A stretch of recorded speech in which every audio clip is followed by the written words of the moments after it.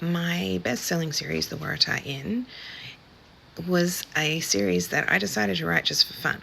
Actually, that's how it started out. I decided to write for fun.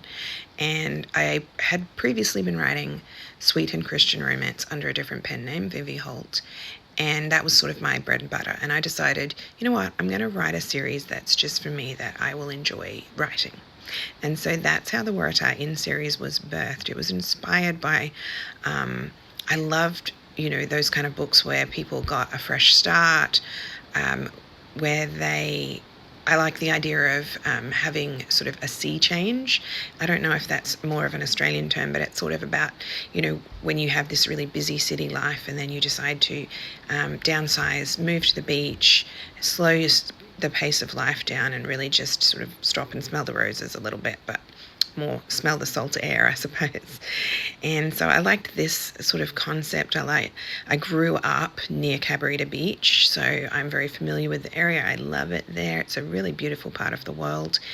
And I was sort of inspired by some different books that I'd been reading, and I just thought, I love these kind of storylines where you have like the dual timeline, the historical element where there's a bit of a mystery and you're trying to figure out what's going on in the current modern day. I love that, and so that's kind of how it started.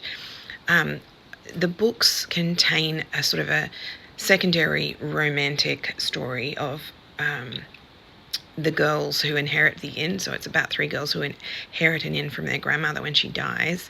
They discover a box of her journals and they learn things about her life that they never knew about before when she was alive. And they learn about a romantic storyline from her past. And it was partially inspired a little bit by my own parents, not so much the romance, but when I'm talking about Charlie, who's the man involved, when he was young, he lives in Bathurst and he goes shooting foxes and he rides his bike through town with the rifle slung over his shoulders and all that sort of thing.